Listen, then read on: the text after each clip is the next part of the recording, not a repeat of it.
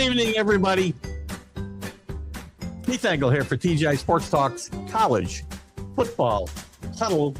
Can't find the right banner, so we'll just go with the College Sports Huddle. Like, here we go. Geez, there we go. I knew I had it. Nice mellow music tonight. Isn't that cool? Want to welcome everybody tonight watching on the McGrath Podcast Network #1. Anybody watching on Facebook, YouTube, Twitter, on our college, on our TGI Sports Talk feeds, again, or the McGrath Podcast Network. Want to thank all the groups that allow us to share. Some of our favorites always scrolling at the bottom of the screen. The Sports Authorities with John Gonzalez, America's Pastime with Greg Rawlings, Flo Kin and Hot Rod from the Bottom Line Sports Podcast. Let's Talk Sports. Ken Krause at Golf Buds Sports of All Sorts. Quick shout and Taylor Phillips over at the Michigan Truth Podcast, Sports Truth Podcast. Sorry. And a quick shout out to Ralph Williams at RW Media. Ralph does some great stuff out of Ocean City, Maryland, Pittsburgh Focus, National Footprint. Specifically the Sports Corner every Tuesday from 4 to 6 p.m. Eastern with Smoke and Jim Frazier. And we welcome everybody again in tonight. We're going to talk, we'll get to some news in college football. We've got real games this weekend, by the way. So we'll talk about the games that are coming up. We'll talk about the news. The big news is the SEC and the Big Ten telling players, even though there was a court ruling saying guys from the class of 22 who had a fifth year, think they have a fifth year of eligibility could come back. They've been told, don't do it in the SEC or the Big Ten. Excuse me, Big Ten. And Lane Kiffin is having a hissy over that. We'll talk about that.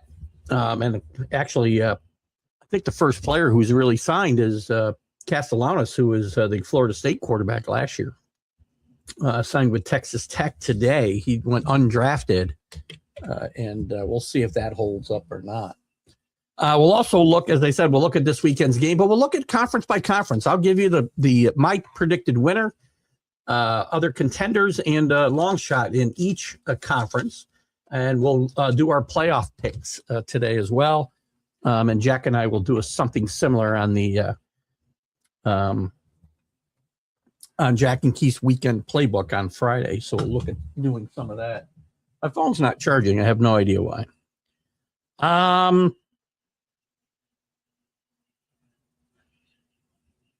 Anyway. Oh, guys, good to have, we got real football coming. How does that, here's the thing. We spend so much time in college talking about stuff off the field. I get so, you got to talk about it, but I get so tired of it, man. That's one of the reasons we take a hiatus for 6 weeks or 2 months, whatever. I guess it was 6 weeks. Maybe it was 2 months. Regardless, one of the reasons we do it is because until there's stuff going on in the field, it gets ridiculous. And we're going to, like I said, we're going to review our conference picks. Good afternoon. Good evening, Rick. Sorry. We'll review all the conferences. I'm going to go through all 10 and obviously the independents. There are only 2 independents left. And I'll give you my, again, very unscientific review of who I think will win, who the other contenders will be, and a long shot from each conference. The news first around college football. And again, the biggest news is we know we had the ruling, a court ruling that had allowed these fifth-year seniors, guys who had already left for the NFL. There's actually a ton of players that were involved in this. Some of them had left for the NFL, or at least entered into the draft. 16 of them, I think, were on NFL rosters at the time. We know that the kid from Cleveland who got cut this week, whose name is now escaping me, Daquan Wright, was going to go to LSU. Lane Kiffin had already signed, sealed, and delivered him. But the SEC and the Big Ten, and the Big Ten led the way here, banned these players from returning to school. So if they had signed an NFL contract or entered the draft, I think, they're ineligible to come back. That's not the case in other places. I said Castellanos, who played for Florida State last year, had the big upset against Alabama and nothing else, has signed with Texas Tech 2 weeks before the season. Anyway, he was in the draft last year and went undrafted.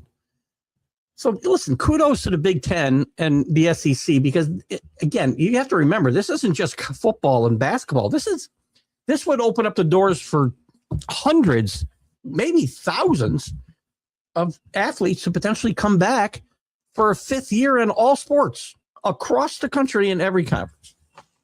We, and probably rightfully so, sorry to the other sports. We focus on football and basketball because those are the revenue generating sports.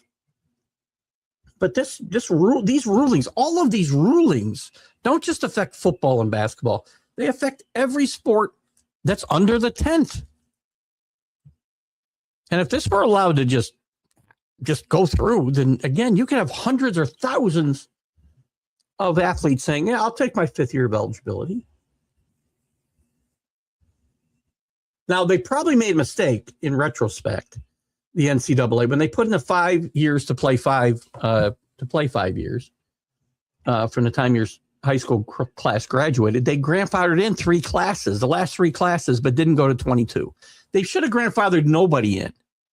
You've got a new rule that starts this year. It doesn't affect anybody who's not in school today. Well, I guess they had to, right? Because these kids were already in school. So it would have had to grandfather them in for a fifth year, the more I think about it. And I guess maybe they should have, not that it would have mattered. I mean, if they had grandfathered in the class of 22 or the recruiting class of 22, I think it would have just, again, been a disaster, because you'd had all these sports with people looking to come back. So, again, the NCAA can't get out of their own way. They do something that makes sense, and even that gets bastardized into being something that it didn't need to be. So anyway, that's the big story right now. And Lane Kiffin, thinks that that's the case. These kids didn't know. These kids from the recruiting class of 22 didn't know that they'd have a fifth year of eligibility. Oh, so what? Oh my God, it just gets so frustrating, man. And we'll see whether the Castellanos deal to Texas Tech holds up or not. And also, the NFL had decided that these guys that come back, like Castellanos, they can't play in the NFL this year. He probably wouldn't have anyway. But anybody who does go back after getting cut, he would not be able to play in the NFL this year, and he would be a free agent next year. He wouldn't go back into the draft. He would be a free agent. So we'll see how that goes. Hello, Ken. Good to have you with us. Ken, as I mentioned at the top, is from the Bottom Line Sports podcast. Him and Ken and Flo and Hot Rod do some great stuff over there. So check them out whenever they go live. I know they've been going live Sundays, Sunday afternoons. I haven't been around to share the show live, just after the fact. And by the way, I will tell you guys right now, before we go too far, let me put in the chat here. Oh, that's not it. Damn it. Bear with me a second, gentlemen. We started the TGI Sports Talk college football picks. And Ken, I'm glad you're here. I hope to get you in. I know, Danny, you're already in. Rick, you're already in. I don't know who Bam is. Does anybody know who Bam is? We have a username of Bam for one of the entries. But you guys who want to get in for some bragging rights, please do. We always have lots of fun with this, and we'll start the NFL one up here in a week or so. I just want to focus on the college for right now. You're going to see this come up a couple times. Click the link, copy the link, and paste it. Whatever you got to do, take a second and get in. Yeah, I don't know that I drafted a stud team, Paul, but thank you so much. I took a few flyers here and there. I drafted where I think I was looking for value, and we'll see how it works out. First time with college, so again, there's a lot of guys to choose from.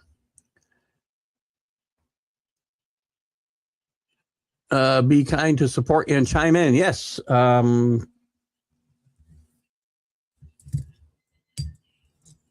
Please do jump in the college football huddle or the TGI Sports Talk college football pool. Does anybody know who BAM is, by the way? I did see, as I said, a entry for a BAM.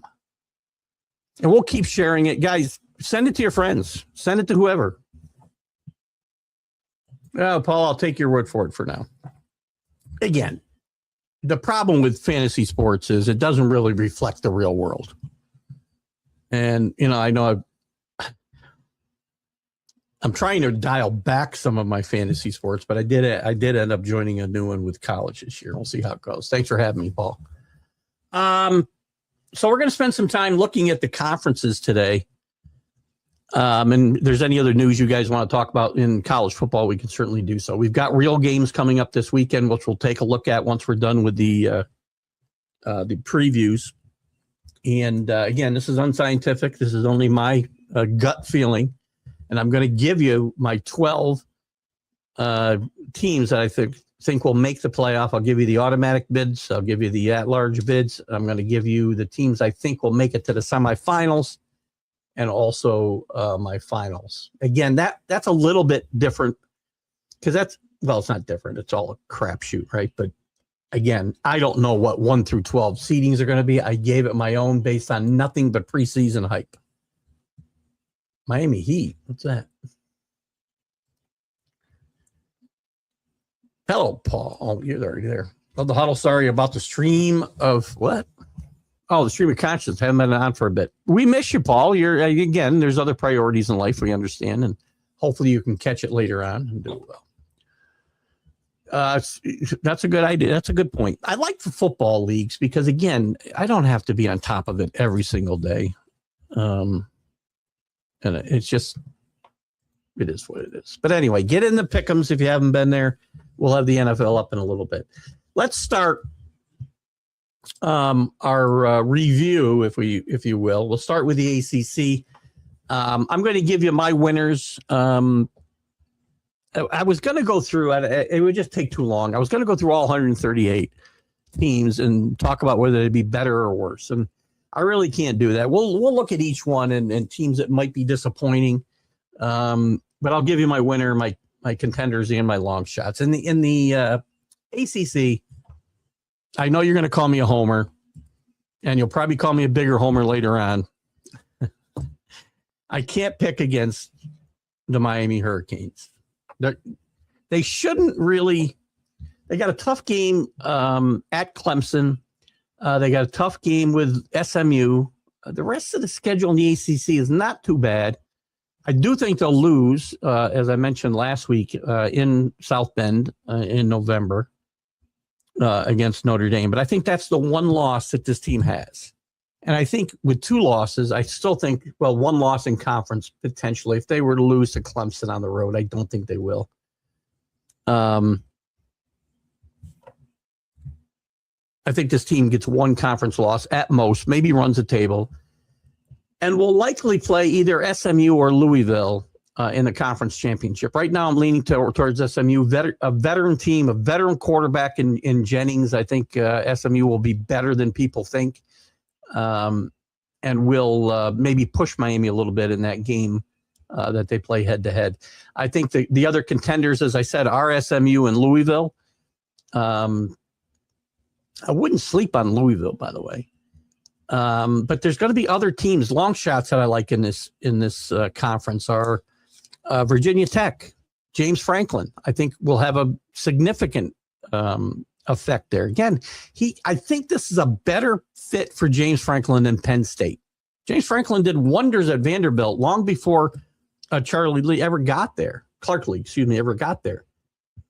And I think he'll have a quick effect on Virginia Tech. I don't think they're going to win this conference. I don't think that they'll even probably push the leaders that much, but I do think they'll be above 500. They'll go to a decent bowl game. I think NC State, we're going to see them play this weekend against Virginia, who was a surprise last year. Tony Elliott's on the hot seat season. They won 11 games. I think NC State beats them this weekend. And I think NC State could be a team that could come out of nowhere. Cal's another one to watch out for. New coach, a very hyped up quarterback there. I won't even try to say his name, by the way. Sagapatole, probably not even close. And Tosh Lapoi, 45 years old, is the new head coach there. Travel, I think, will be a problem for Cal, potentially, as they play their ACC schedule. We'll see how that goes. So that's my picks there, and Miami will be the automatic bid from the ACC. Jack will never join, but I'll tell him again Friday. Try and pick the Chiefs. Cal Bears will be very good. I agree. 100%. I think I got somebody from their offense on my fantasy team. I'm not quite sure. I want to check something out here too as we go forward here tonight. I'm not sure if I'm going to take Miami to win the national championship. They're going to be my pick here. I don't know if I'm going to put a future bet in on them or not. I can't find my DraftKings app. Went away. Anyway, we'll find some odds here at some point. Let's move on to the Big 12. Oh, other teams, by the way. We talked about Cal. Clemson, I think, struggles this year a lot. 7-6 last year, only 4-4 in the ACC. I don't know that it's going to get any better for Clemson. So I think you would look for them to struggle. I think Duke will have a worse year this year than they went and won the ACC last year. Didn't get the bid to the playoff. But I think, losing Mensa to Miami will have an effect. They went out and picked up another quarterback, 6-year transfer, Walker Eget. He's 56 in the quarterback tiers. Again, that's a significant trade down for this team. Manny Diaz is a good defensive coach. I think Duke will be competitive, but I think they'll have a down year compared to last year. Georgia Tech I like, but they've got to replace Haynes King, who I liked a lot at quarterback. They've got Alberto Mendoza is their quarterback, at least to start the season. Fernando's brother. We'll see how that works out. I like Brent Key a lot. Really good coach. I just think Georgia Tech struggles a little bit. Florida State is probably going to be awful. They're going to start this weekend, and maybe the death watch for Mike Norvell starts this week. They won't lose this week, and we'll look at their game a little bit later. But I think I think Mike Norvell will be gone by midseason. Louisville, I told you I liked a lot. Miami, I like a lot. NC State, they haven't won 10 games since Phillip Rivers was there. This is a team that I think is going to be interesting. They don't play Miami. They don't play Clemson. They don't play SMU. That gives them a leg up schedule-wise. We'll see how that goes. But I do like this team quite a bit. Dave Dorian is one of the longest tenure coaches in FBS and hasn't done really well against top 25 teams. We'll see how that works out. He doesn't have to play a lot of top 25 teams this year in league play. And CJ Bailey spurned some transfer opportunities to stay with them. So we'll see how that goes. North Carolina will be bad. They won 4 games last year. I don't think they win 4 games this year. We've talked about it a couple times the last few weeks. I don't think they win. I think they win 3 games this year. And Bill Belichick says, enough of this.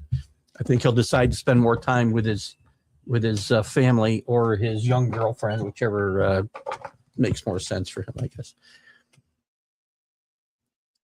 Pitt, I don't think will be very good. I think they'll probably take a step back as well. SMU, I like a lot. I like the coach. I like the quarterback. And there's some other veterans on this team. I think this team will be as good as they were last year or better. And I think they will push Miami a little bit. They've got a game in Miami this year. I think it's in Miami. And I think if they play any defense at all, I think this team will be very good. Probably, again, short of a bowl playoff bid, but they'll get a bowl game. Stanford will be horrendous. Syracuse, there was some excitement there early for Coach Brown in his tenure. I like some of the things he brings to this program, but they just can't recruit. Steve Angeli, the former Notre Dame quarterback, was playing well last year before he got hurt. He'll be back if he can stay healthy. Maybe they'll do all right, but this team's got Cal, they've got Louisville, they got Clemson, they got SMU, they got Notre Dame. All at home, but still tough. So they could play spoiler, but that'll probably be it. Virginia, again, I think they'll have trouble repeating last year's 11-win season, but I think they'll be competitive. And we talked about Franklin already. So we'll move on to the Big 12 as soon as I check out Neil Bush. Good evening, Neil. Good to have you in the pool. Danny, plus 1,200. That's the kind of price I'm looking for, actually. I like something a little bit more. I remember Notre Dame I had a couple of years ago at plus 2,400. And I was able to get like 300 on it for like 100 with different deals that they were giving out at the time on the betting sites. Don't think I'm going to, Miami might be I'm going to pick them. You'll find out later. I mean, I don't think there's any great surprise here. Brian, thank you for getting in. Thanks for coming on the show. Thanks for getting in the pool. And feel free to share it, guys. All of you, if you want to share it with any of your friends, feel free to do so. Anybody recognize who Bam is? That's not Brian, is it?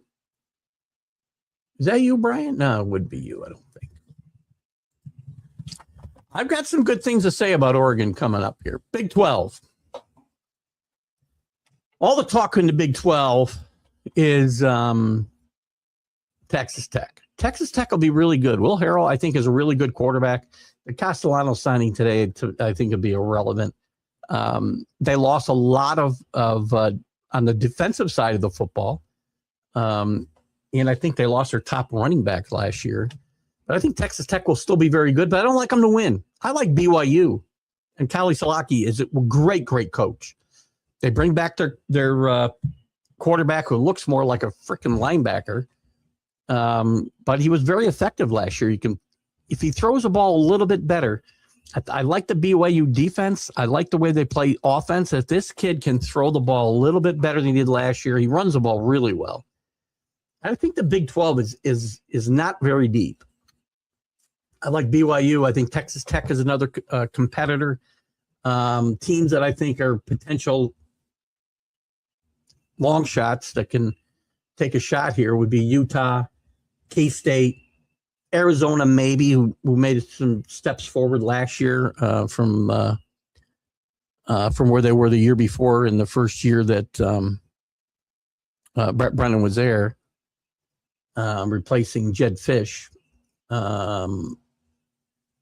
I think this team is a possible. They went 9-4 last year. I think they're a possible sleeper, if you will.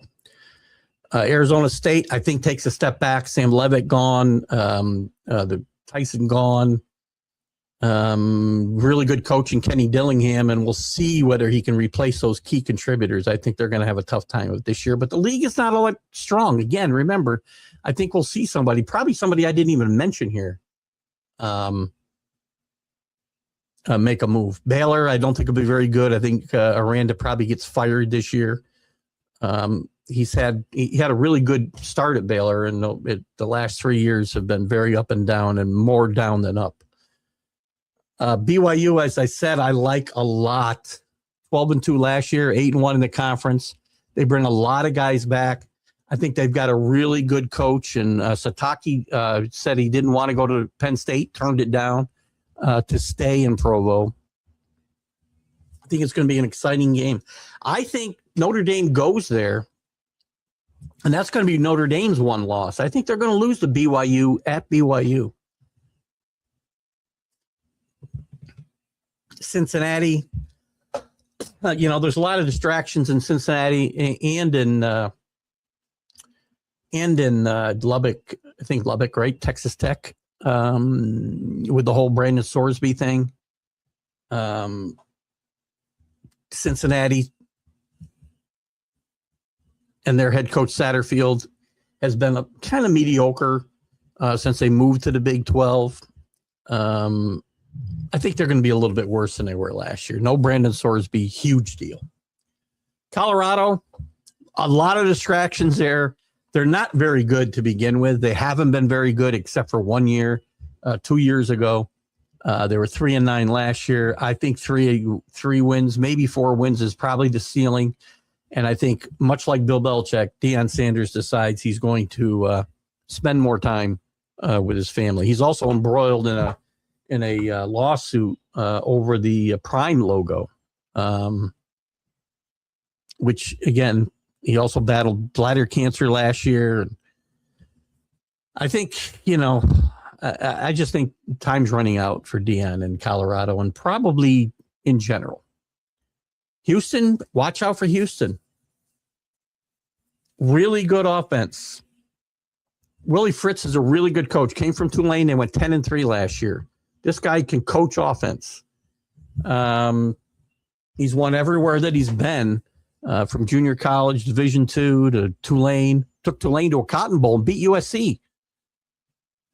He is 66 years old, but I think this team will be. I did have Houston down here in my sleeper category. They're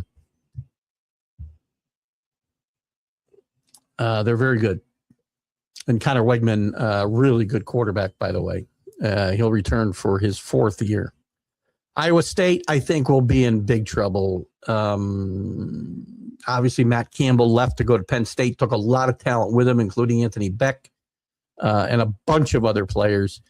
I think Jimmy Rogers is probably going to suffer for it, at least this year, if not longer. Kansas, they get healthy under Lance Leopold, one of the more underrated coaches in FBS. Jalen Daniels is gone. I just don't know if this team is going to, get to where they were when Lance Leopold got there and made them something a sensation when Daniels was healthy. He's 62 years old and time might be running out for him. I think they're probably about the same as they were last year, 5-7, 3-6 in the Big 12. Kansas State, new head coach, former quarterback Colin Klein. He's just 36 years old. He's got a lot of work to do here. This team was 6-6, 5-4 in the Big 12. And I think that's makes it look better than what it was. They had some bad games last year for Kansas State. I think reaching that 6-win plateau could be tough for Kansas State this year. But again, I have him on my sleeper list just because of Colin Klein and see what he can do. Avery Johnson, by the way, is the key to that team. He didn't throw the ball again. He runs the ball very well. Didn't throw the ball quite well last year. Did have 25 touchdown passes. So we'll see if he can take another step forward. A sleeper I have, and I didn't put him on my list here. I should have. I can't believe I forgot. Oklahoma State, 1-11. Haven't won a Big 12 game in 2 years. They're 0-18 the last 2 years, mostly under Mike Gundy. Shocking how they've come crashing down. Everything's come crashing down around this team. But Eric Morris arrives from North Texas, brings a lot of that mean green talent with him, including Drew Messmaker, who's a star quarterback, and the star on my fantasy college team, by the way. I like what they do. They also brought Wyatt Young, who was the top receiver. They brought their leading rusher, Caleb Hawkins. Oklahoma State, they're the one team I think in the sleeper category that could make some noise. If BYU and Texas Tech should stumble, watch out for Oklahoma State. I think there's going to be a quick turnaround here for Eric Morris. He's a really good coach, and we'll see how that goes. TCU, they get started this weekend against North Carolina over in Dublin. I think this team will be better. Interestingly, Sonny Dykes, he was entering his 5th season here at TCU, brings in a kid from Harvard to play quarterback. He lost Josh Hoover to Indiana. And they brought in Harvard. He's a graduate transfer, Jaden Craig. He is listed at 38th in the quarterback ranking, so we'll see how that works out for him. Texas Tech, again, people are going to be rooting against them probably. They've been in the news. I don't have any animosity towards Texas Tech for the Brandon Sorsby thing. Do I think they should have known something? Should they have done some due diligence? Did they do a lot of finger pointing back at Cincinnati and everywhere outside of Lubbock? Yes, they did. But Joey McGuire's a really good coach. He's 38-18, and even better than that the last couple of seasons. I like what they do. Will Hammond is a really good quarterback. He was Plan A, and he played. He did play. He played in place of Morton when he was hurt, and played okay. And I think this kid can. I think he'll run better than he throws. I think at least early on, and he is coming back from an ACL injury. But I think this kid will be fine. And they do have a lot of talent coming back on defense as well.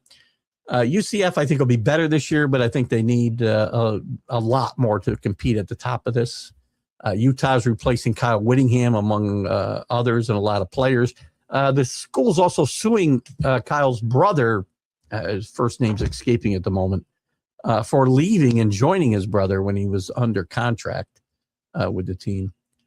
West Virginia, 4-8 last year, 2-7.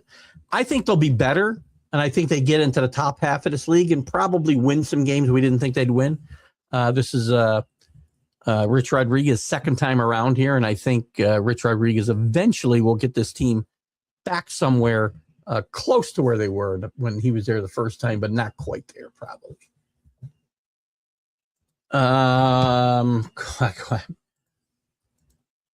Does Oregon compete for the Natty? I'll get to that in just a little bit, Paul. I don't want to go too far. I don't have Indiana repeating, but I do have them playing really good football this year. Wegman is Paul's fantasy quarterback, Connor Wegman, who we talked about from Houston. I really wanted Hawkins, Paul. You beat me out of that one. Two guys that I really wanted were Hawkins, and I wanted, obviously, my top offensive player, who was Malachi Toney. But I saw some comments in the chat that I knew I wasn't going to get him with where I was drafting. We're getting there. Big Ten.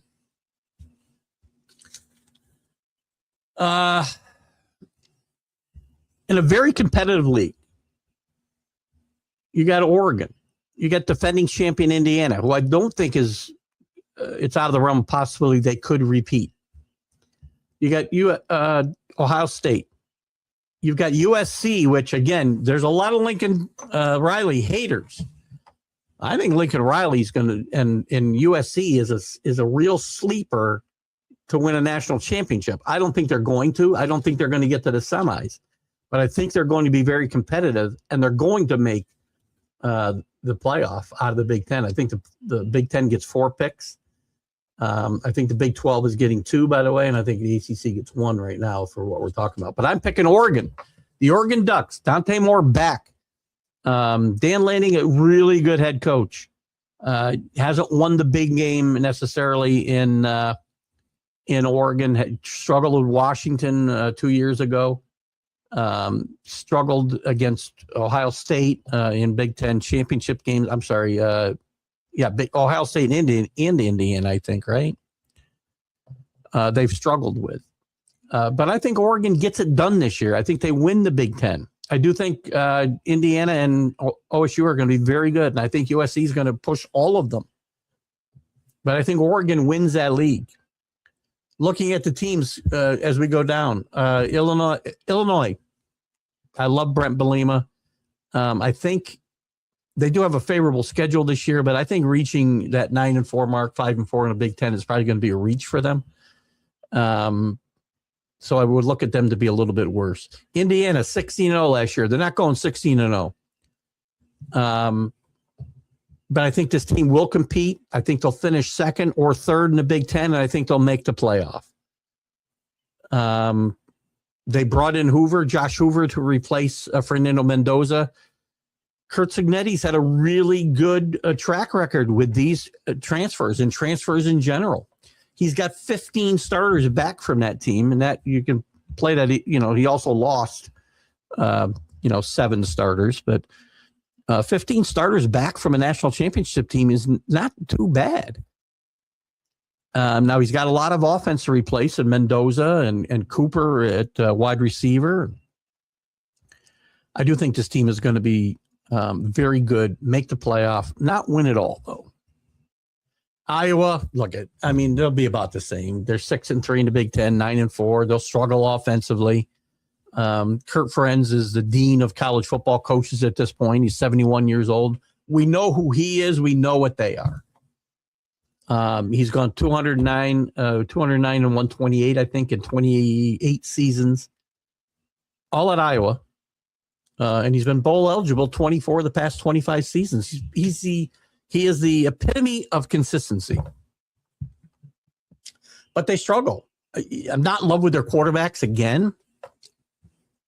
They've had a heated competition between Hecklinski and Hank Brown.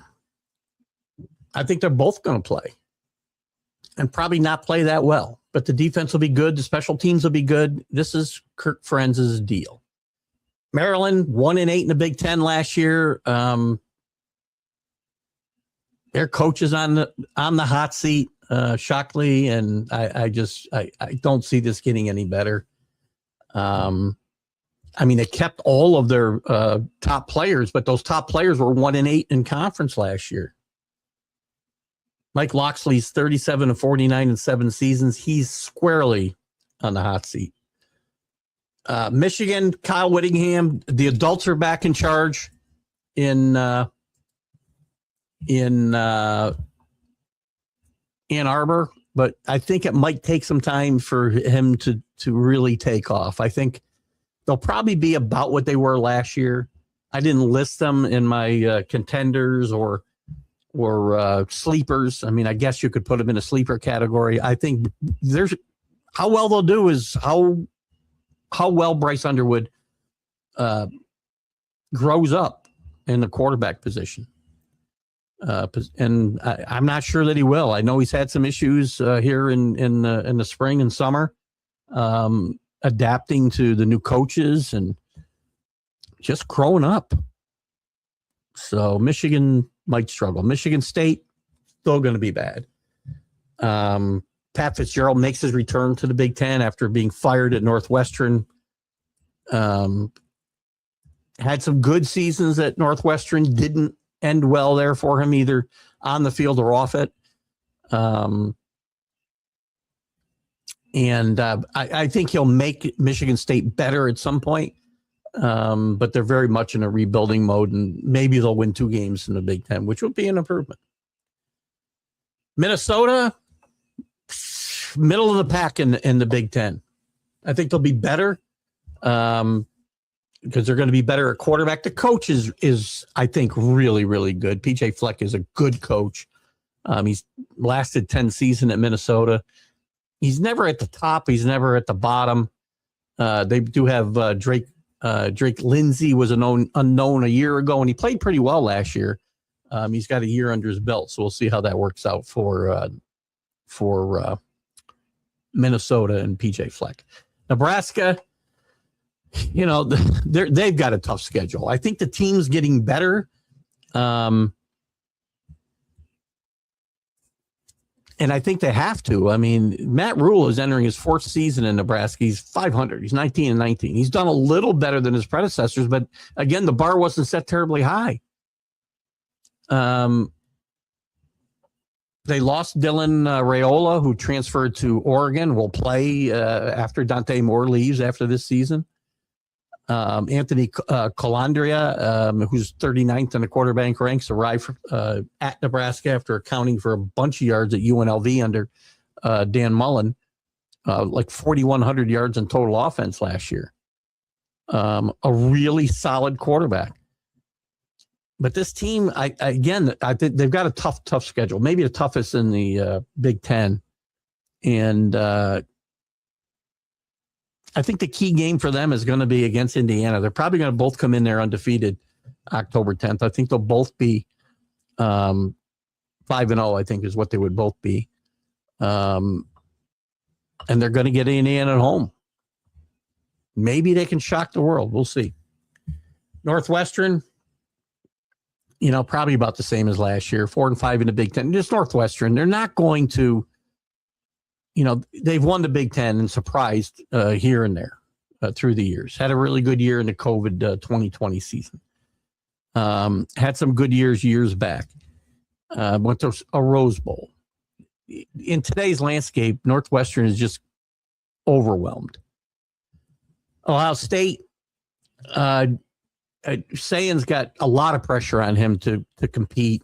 They did lose. He does have the best receiver in the country in Jeremiah Smith. And they've lost great wide receivers each of the last couple of years.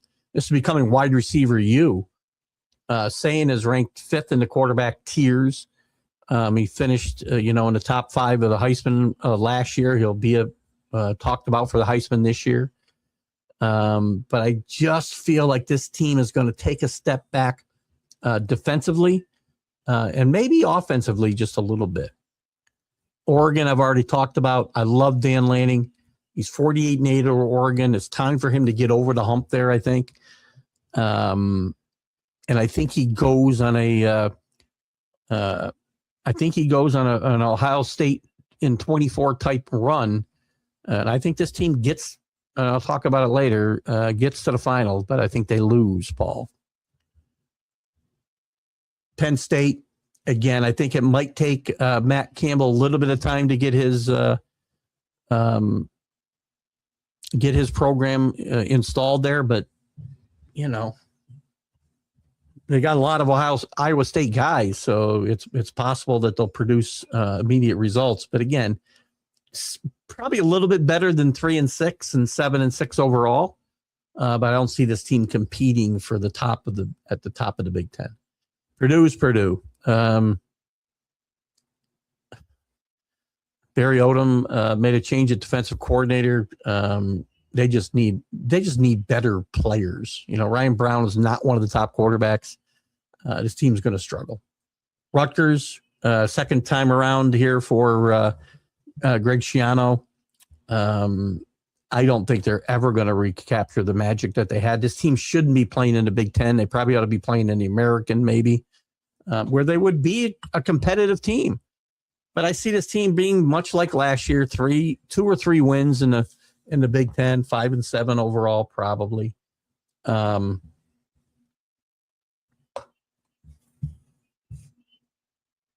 They do have a really good running back in Antoine Raymond. We know about Schiano's record here previously. They've got a Boston College transfer and Lonergan at quarterback, but I don't think he is, really going to be a huge answer there. UCLA, I think they'll be better. Bob Chesney has proven he can win. He's their new head coach. There's 42 new players.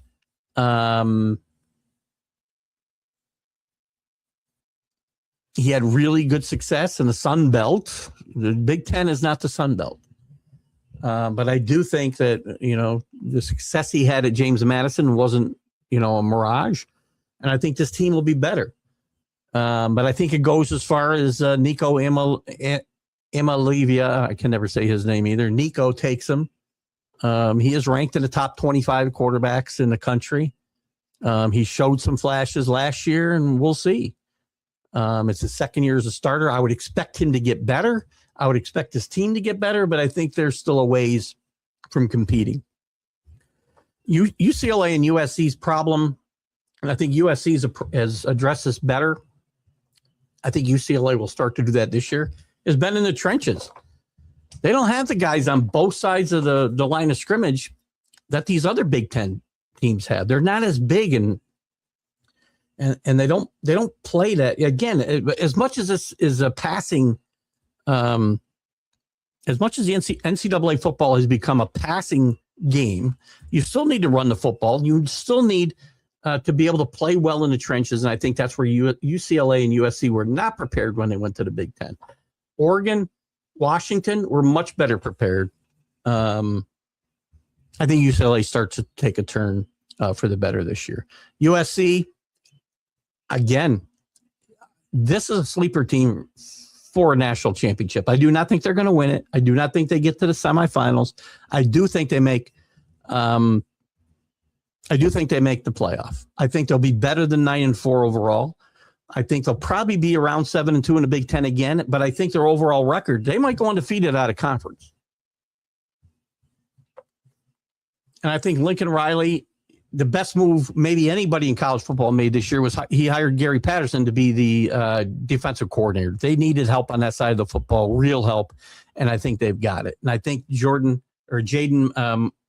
Miavia, who's ranked in the top 10 of quarterbacks, I think he really comes into his own. After a really good season last year, I think this team will play much, much better on both sides of the football, and I think they'll take better care of the football as well. Washington played really well, I think, under Jed Fish. His second year, he had a tough road to hoe. When you're talking about when he took over this team, they lost 21 out of 22 starters from a team that went to the national championship game. I think they'll play much, much better this year. Middle of the pack, though. Wisconsin was horrendous last year. Luke Fickell has looked like a huge failure. They got one of the easier schedules in the Big Ten this year. They played much better the second half of last year. They've got a Colt Joseph, who's the 36th ranked quarterback from Old Dominion, will be their transfer starter this year. If he can play at a much higher level than he played at Old Dominion, he's going to have to, because he's playing at a much higher level than he did at Old Dominion. Or he's going to need to, because the competition is going to be at a much higher level, obviously. But I think, again, Luke Fickell might be starting to turn a corner here in Wisconsin. We'll see how that happens. So that's the Big Ten, and we'll take a look at a few more. Who's here? Hello, Elizabeth. Good to have you with us. Or am I missing here?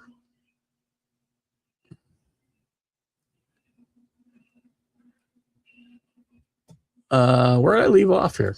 All right, we'll get to some comments, and then we'll move on to the SEC in just a second, and we got to get to we'll go much quicker through the other conferences. I'm not going to pick you to win, though, Paul. They're going to be good. They're going to be really good. Hoover's sneaky good. I agree. Hoover's going to listen. He does a wonderful job with quarterbacks, with all the transfers. Curt Cignetti. I know we talked about this. It's funny. We talked about last week, I think. When does his act start to wear on people? Everybody loves him for the job that he's done in Indiana. And it's been remarkable. I love the guy. I love I love his personality. But I guarantee you, in a world where we build people up to tear them down, he's going to spend another season at or near the top.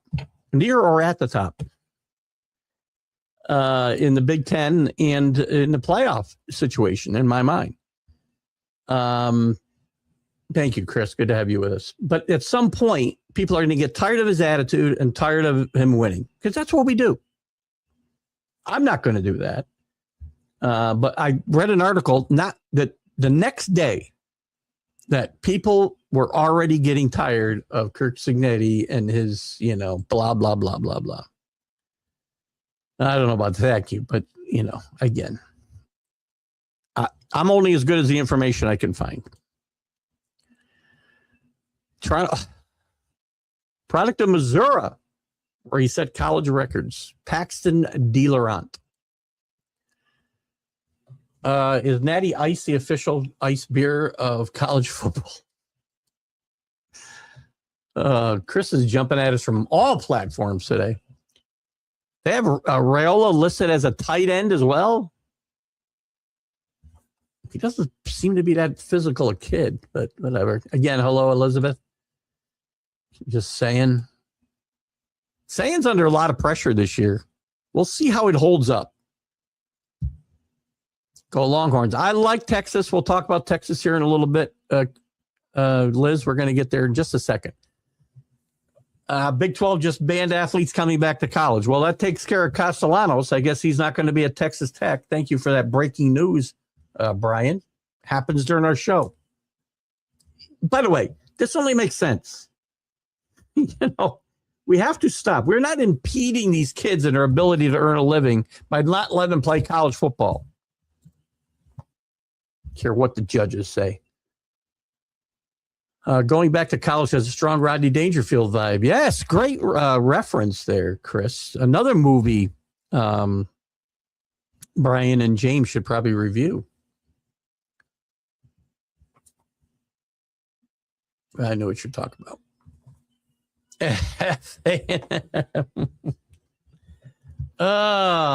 SEC. Deep as always. Deep as always. We're going to go through this league in a second. Before I go through the teams quickly, little quick synopsis, at least my own feelings on all of them. Here's my feeling. Arch Manning, I think is going to have a really, really good year this year. I think Arch Manning went through a lot last year. Arch Manning may never be as good as his uncles. Doesn't matter. This is his last chance to prove his worth. They brought in Coleman to play wide receiver. They improved their running game. They improved their offensive line. And you look at Arch Manning's numbers from last year, and we'll probably see them here in just a second. They aren't that bad. Did he play bad against Ohio State? Yeah, he was horrible. Did he play bad early in the season? Yes, he was horrible for the most part. Did he have a couple stinkers along the way? Sure. Arch Manning's numbers overall, and numbers don't mean everything. The eye test means something as well. Arch Manning had some really good performances late in the season last year. And he was in a pressure cooker like most guys will never, ever see. And he came out the other side better for it. His coach says it. He's not saying it. And there's no reason. People are again, this is a part of what I was talking about. I was talking about Signetti. We want people to fail. Arch Manning didn't do anything to promote himself. Did he take some deals? And yeah, but Arch Manning is a fairly what's the word I want to use? Selfless guy. He's not self-promoting himself. Is he promoted? Yeah. He's got two famous uncles. He's got a dad who was probably the best athlete of them all, but injuries curtailed his career. I think Arch Manning will shut everybody up this year. We'll see. I could be wrong, and you'll hear me say it. If this tape won't disappear like it does for many podcasters and guys like Mike Francesa here in New York. I admit when I'm wrong because I'm willing to make bold statements, and a lot of times they're wrong. I'm going to tell you Ole Miss and Trinidad Chambliss are going to struggle this year. Anyway, Texas wins this conference, but Oklahoma, Georgia, LSU, Bama, all contenders. I do think LSU loses 3 games this year, and I think they just missed the playoff. We'll see. As far as a sleeper, it's a long shot. I think Shane Beamer in South Carolina rebound this year. I think Lenore Sellers has a really good year, a bounce back year. He's got a new offensive coordinator. He's got a rebuilt offensive line. He's got one of the best wide receivers in the nation playing for him.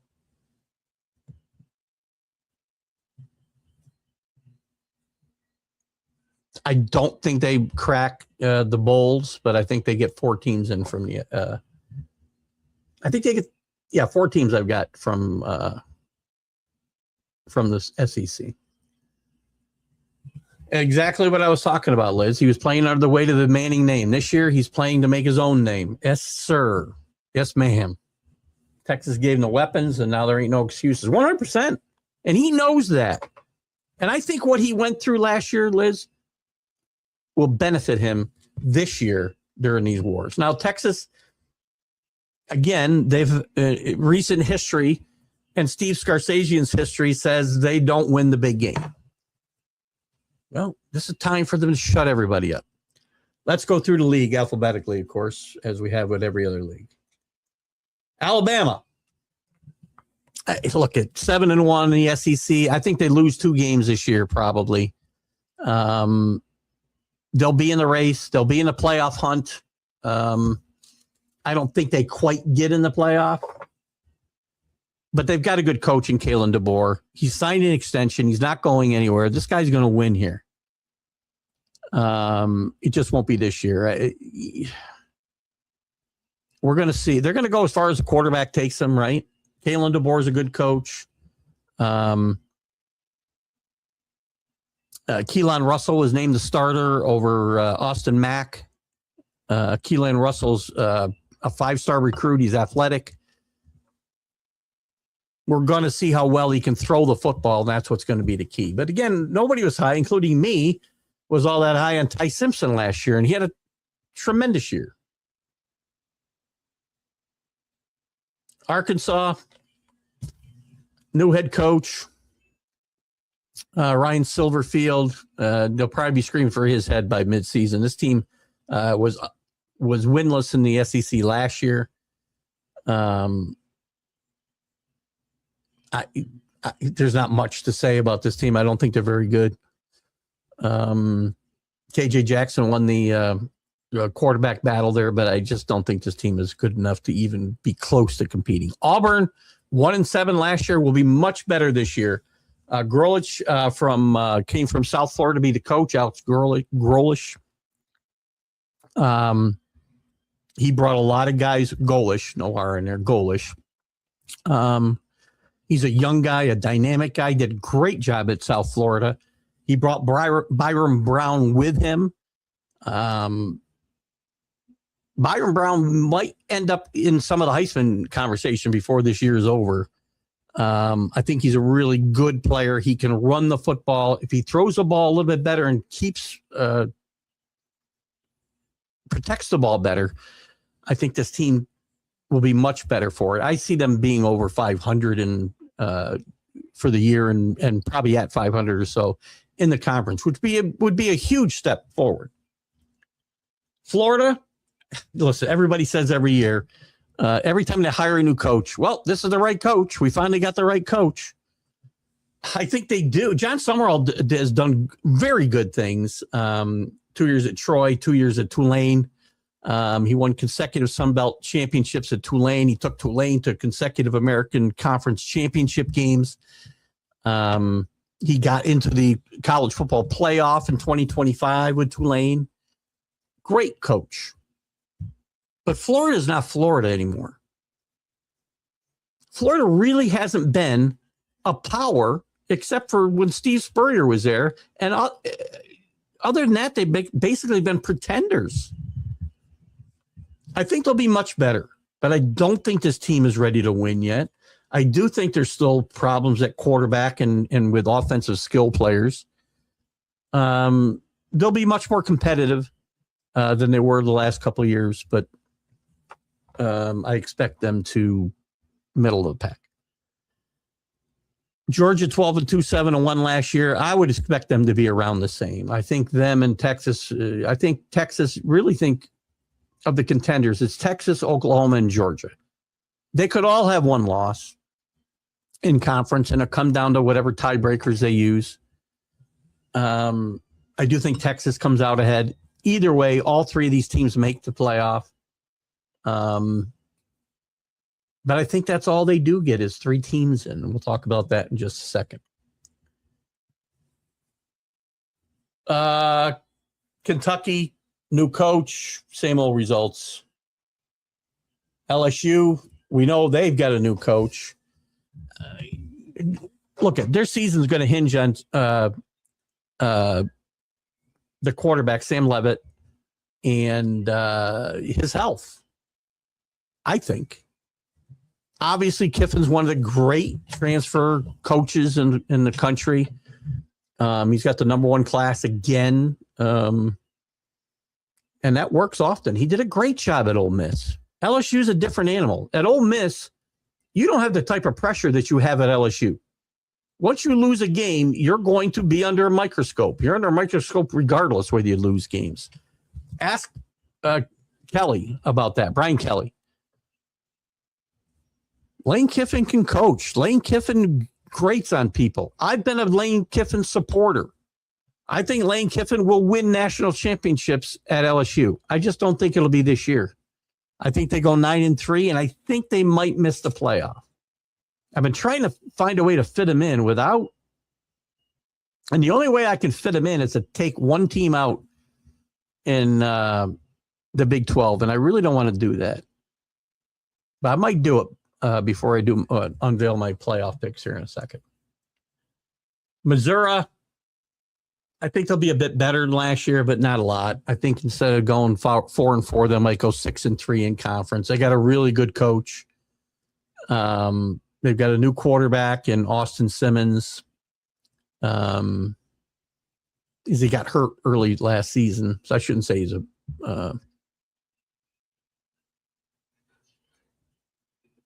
Yeah, I'm sorry. He is a new quarterback. He played at Ole Miss last year. Gave Trinidad his injury last year gave Trinidad Chambliss a chance to play. They got one of the better running backs in the country in Ahmad Hardy. But I think, again, middle of the pack. Mississippi State won't be any good. Oklahoma, I've been very hard on Brent Venable, but I think they're going to be really good this year. I think Batir takes a step forward and probably learn from that tough outing against Alabama last year. I think Alabama's going to be really good. I think the defense will be better. They got Michigan here early in the season at home. I think they're at home. Brian can probably tell me that without me looking at their schedule. Ole Miss 13-2 last year, 7-1. Darlings of the SEC. They get to the playoff. We all know what happened with Lane Kiffin leaving. We know Pete Golding took over, and he gets great reviews for keeping his team on par and getting to the semifinals of the playoff. But Trinidad Chambliss and Pete Golding both benefited from the fact that Lane Kiffin's offensive staff, Charlie Weiss Jr., head among them, stayed through the playoff. They're gone now. They're still really good at quarterback. They're still really good at running back with Lacey. I just feel like this team's going to take a step back.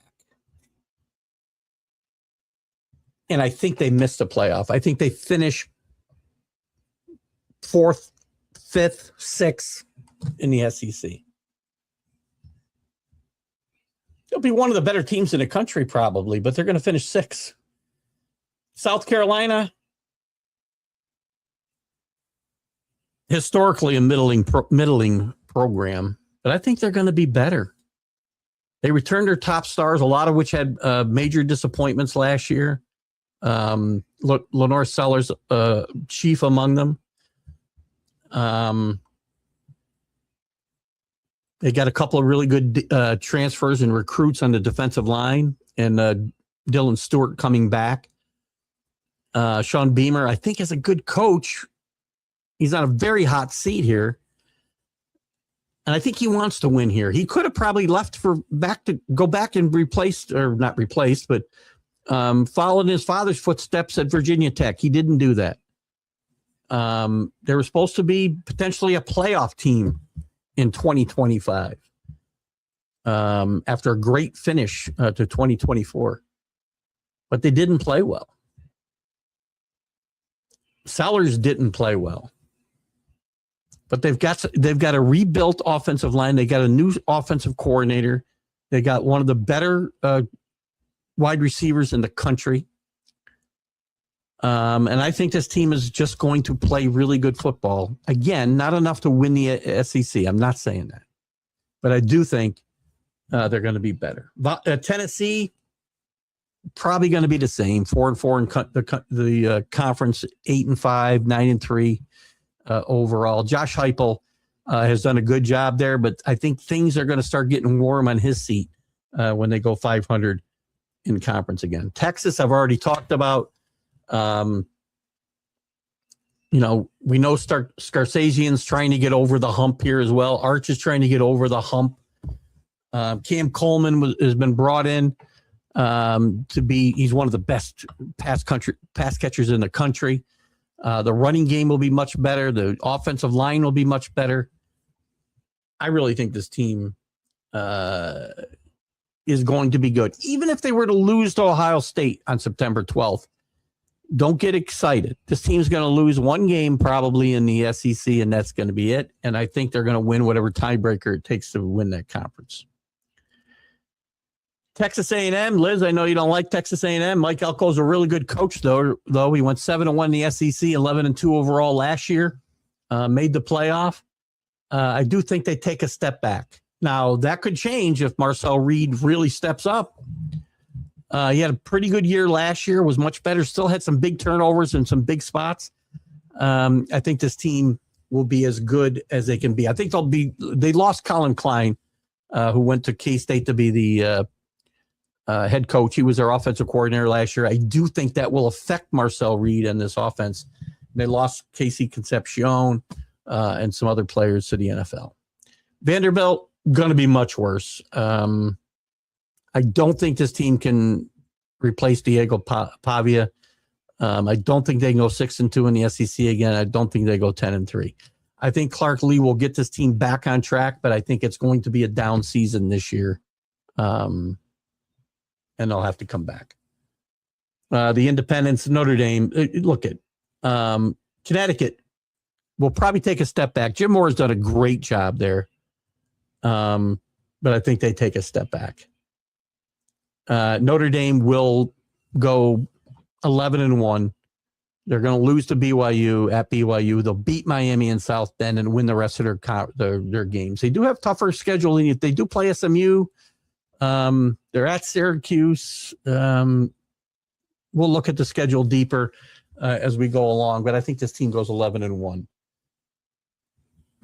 And then I'm going to give you the rest of my picks much quicker than we've done this. That's why you need more check. Thanks, Liz. The bar's set kind of low there, isn't it?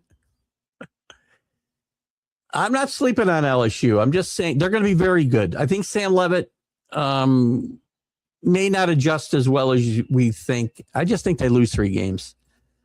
And I'm thinking I may slide them into the playoff here. I had them in. I took them out to get USC in, and I may put them back in and take out Texas Tech. I thought Michigan was playing Alabama. My bad, Brian. Did they play the last 2 years? Didn't they have a home and home? I thought last year was the first year of that. Just going off memory. I can't remember every schedule. All right, anyway, let me give you the rest of this because it's already 10 after 8. The American Conference. And remember, the group of 6 is going to get an automatic bid. The American, I like Navy to win this conference this year. Other contenders, of course, are UTSA. They got a really good quarterback down there. Tulane, got to replace their head coach. Memphis, who has an interesting matchup early this week, too, with can't remember what they're playing right now. I think Army's a sleeper as well. Memphis and Army are sleepers. Memphis lost a lot of guys. They lost their head coach. They lost a lot of guys off this team. The American Conference, just to give you an idea of the trouble these group of 6 teams have, 78% of the first and second team all-conference players transferred to Power 4 conferences this year. That shows you the work these coaches have to do year after year. Plus, they lost 4 coaches to Power 4 programs who took a lot of players with them. Anyway, I like Navy to win that American Conference and be a major factor in that group of 6 bid. Conference USA, Liberty, I like. Contenders, Western Kentucky and Kennesaw State. And a sleeper, watch Delaware. In the MAC Conference, I like Western Michigan to win. Miami and Central Michigan are also contenders. And I like Toledo as a sleeper there. In the Mountain West, UNLV. Dan Mullen had a great year last year in his initial season in UNLV. They were dynamic on offense, not so good on defense. I think they do pick it up a little bit on defense, and I think they win the Mountain West and They get that group of 6 bid. Other contenders there will be New Mexico, probably the major contender. North Dakota State steps up from the FCS conference where they were a powerhouse.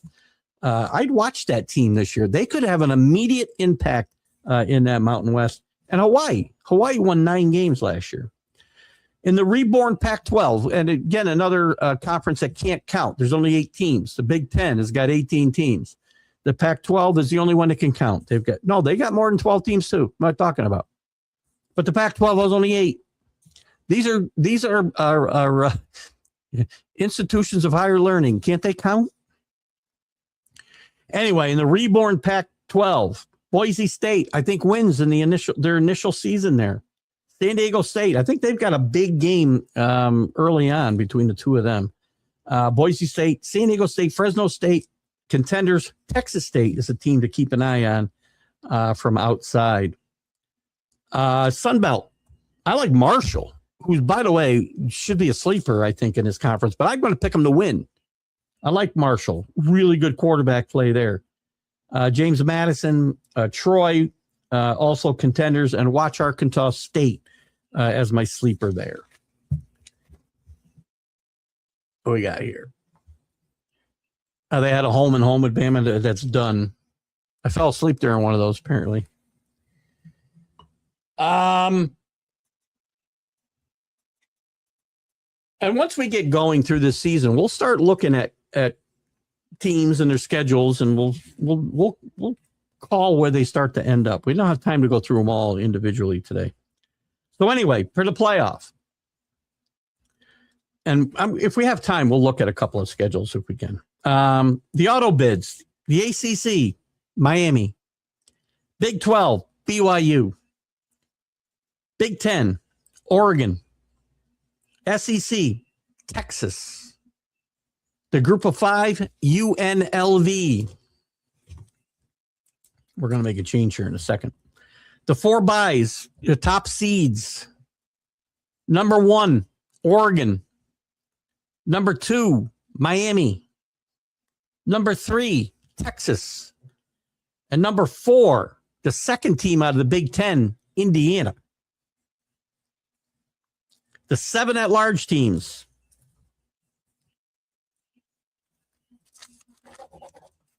LSU. It's in no particular order right now. LSU, Ohio State, Indiana, which I've already talked about, is getting a bye. USC, the 4th team out of the Big 10. Oklahoma, the 3rd team, well, they're the 2nd team right now out of the SEC. Notre Dame and Georgia, the 3rd team out of the SEC. So we've got 1 bid out of the ACC, 1 bid out of the Big 12, 3 from the SEC, 4 from the Big 10, and UNLV. And my final 4 is Miami, Oregon, on opposite sides of the bracket, by the way, Texas, and Notre Dame. And my final, as we speak today, although I'm not ruling out Notre Dame, by the way, Miami and Oregon. And Miami wins. Bit of a homer pick there. Miami's going to be a lot better than last year. Mensa's better than Carson Beck. Malachi Toney's one of the most electric players in the country. Best offensive freshman in the country last year. Just going to be an exciting time in college football. So beat me up if you want. Let me look at some of the odds to win the national championship before we go to this week's games. I want to get to this week's game. So,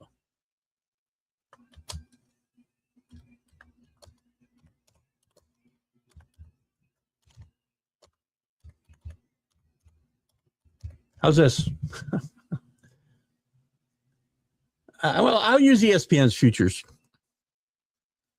for this. The favorites. We got a 3-way tie. And who can actually, how many teams can actually win? Ohio State plus 600. Notre Dame plus 600. Man, remember I had them 2 years ago at plus 2,400? Texas plus 650. Oregon plus 750. Oregon plus 850. Indiana plus 900. Miami plus 1,000. Big jump or big gap as we get to LSU at plus 17. Texas Tech plus 2,200.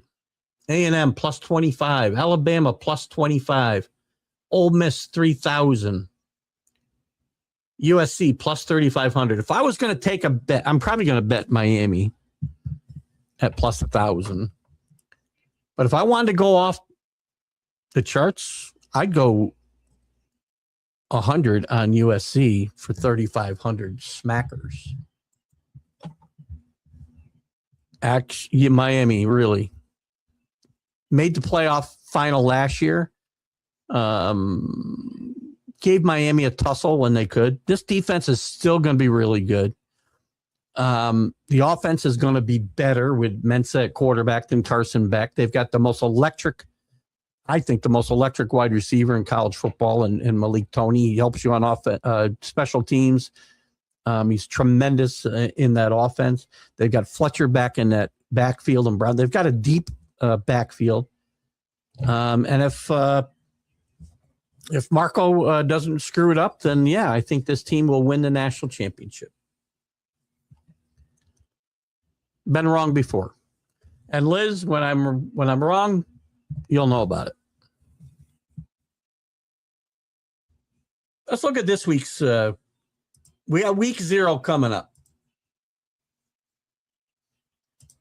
So talk amongst yourselves. All that we just hashed out.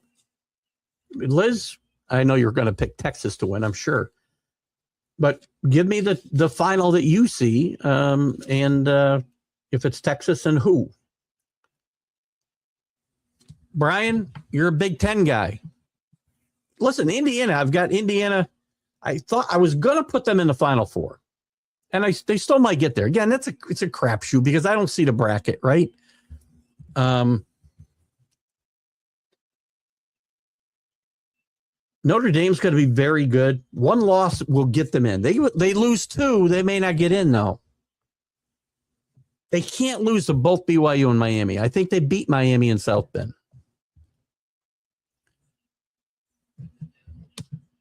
What do you got? It'll be Miami, Notre Dame. Listen, that could be it could be a rematch of the game that they play in South Bend in November. I almost took Notre Dame. I just think Oregon's going to be really, really good.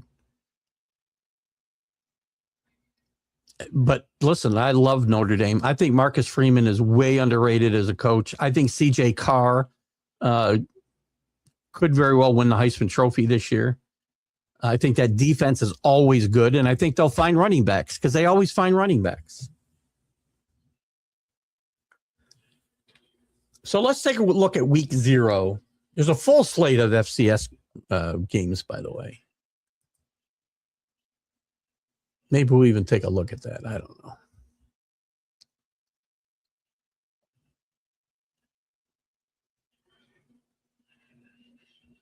know. Anyway, Saturday, August 29th. We got games. You know what? It's week 0, but there's some decent matchups here, I think. And you got games right from noon right till 10 o'clock at night. It's almost like a regular season. I'm sorry, a normal week in the regular season. And the fact that we've got interesting football games at 12, at 3, at 7. Well, maybe not at 7 and 10. We'll start off at noon with North Carolina and TCU playing in Dublin, where they've started a bunch of the last few seasons. Notre Dame's opened there. Iowa State, Kansas State opened there last year. North Carolina will play TCU. I've already talked about North Carolina not being very good. Their transfer class, not very good. Their recruiting class, not very good. This team is probably worse than the team that won 4 games last year, in my mind. And I think Bill Belichick will quietly go into the fade into the background when the season is over. I think TCU wins this game. TCU is a 9.5-point favorite. I think TCU could very well cover this game, that spread, and win this game. And don't forget, guys, Liz, get in the pool, by the way. Let me put this up again. Click that link, Liz. Click this link. Who else just joined us here recently? Chris F. Grave, get in the pool. Brian, I know you got in. Anybody else here that I didn't get in our little pool for bragging rights? Paul Spada, I think I saw you in there. No picks this week. It starts on the following week. San Jose State will play USC. USC number 14. I've got them getting into the playoff out of the Big Ten with their fourth pick. USC's a 38.5-point favorite, so they're going to win this game. Whether they cover this spread is a different situation. It's hard to bet some of these spreads, especially the big ones, before you see these teams play. Another interesting game at 3:30, North Carolina State will play at Virginia. Talked about this already. Virginia's a 4-point favorite.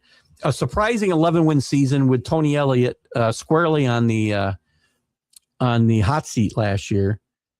I do think they regress a little bit, and I think North Carolina State is going to take a huge leap forward. I don't think they win this conference, obviously, but I think they're a team to keep an eye on, and maybe shock the conference and get to second or third. But I think they win this game on the road to start their ACC schedule. Jacksonville State will play North Dakota State in North Dakota State's first FBS game, at least as an FBS member. And they are a 7-point favorite in their first FBS game. And I'm going to stick with them. This team has a history of being really good at the level they're coming from.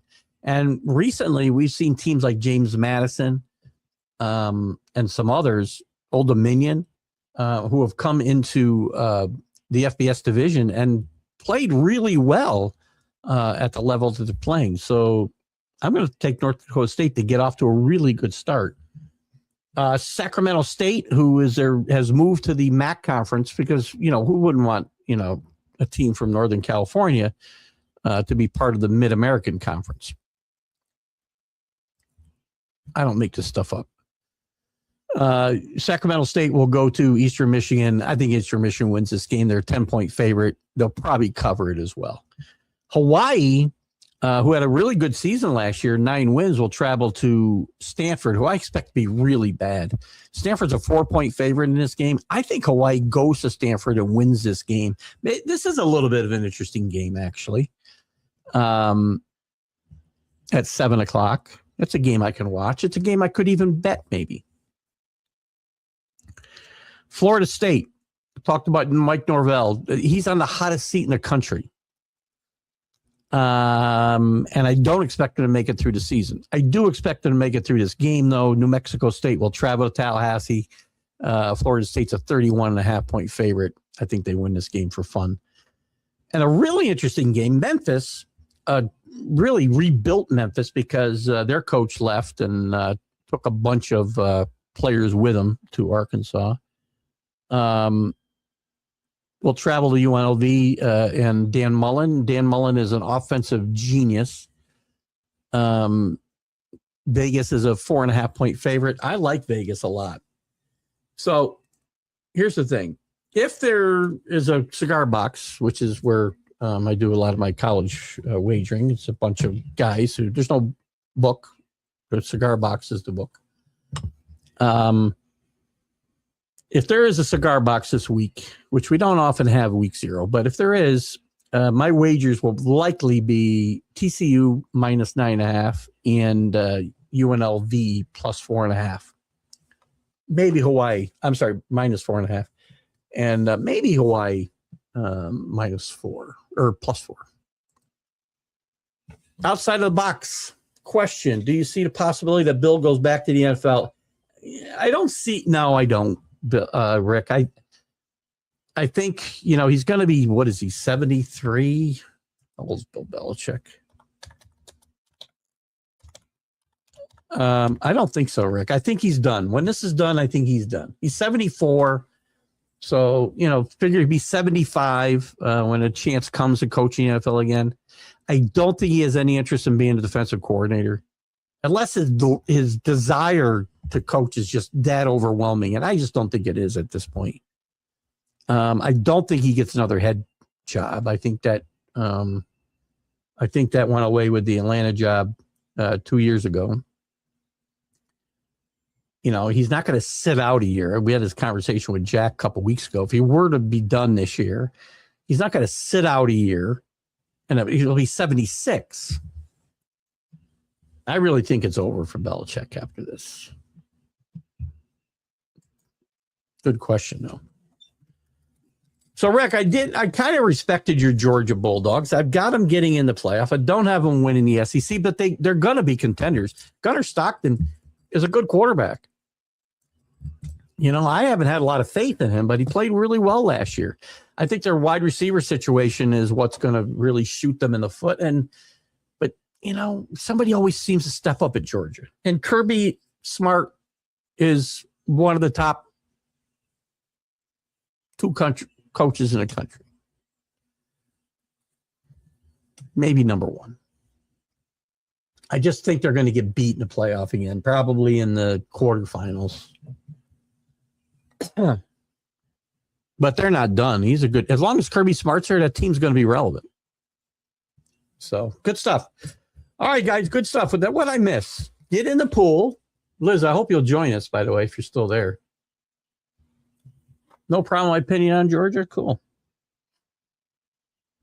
Listen, these are just prognostications. Any of these teams I've talked about tonight could end up winning.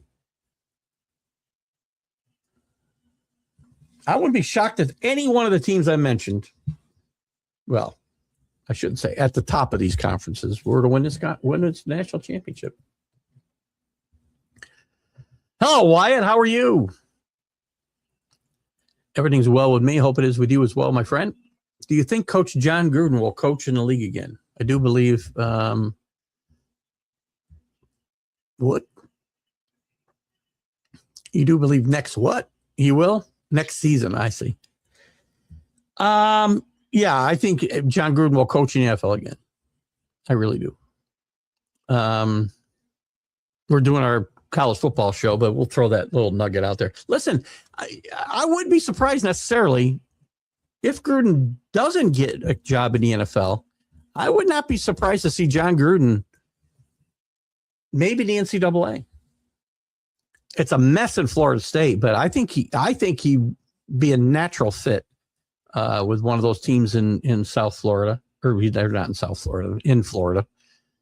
I think that might be a decent spot for him. I'm going to look at the college football landscape about mid-season and say John Gruden may fit somewhere. His name has come up before for a bunch of these jobs at Florida, at Notre Dame a few years ago. I think John Gruden coaches, but maybe not in the NFL. So good stuff. Anyway, guys, we got to run. It's been fun. Great job. Keith Engle for TGI Sports Talks College Football Huddle. We'll see you next Wednesday, and I'll see you Friday morning with Jack on the weekend playbook, and we're going to make some picks there as well, and you'll probably hear the same stuff, but enjoy. See you guys. Bye-bye.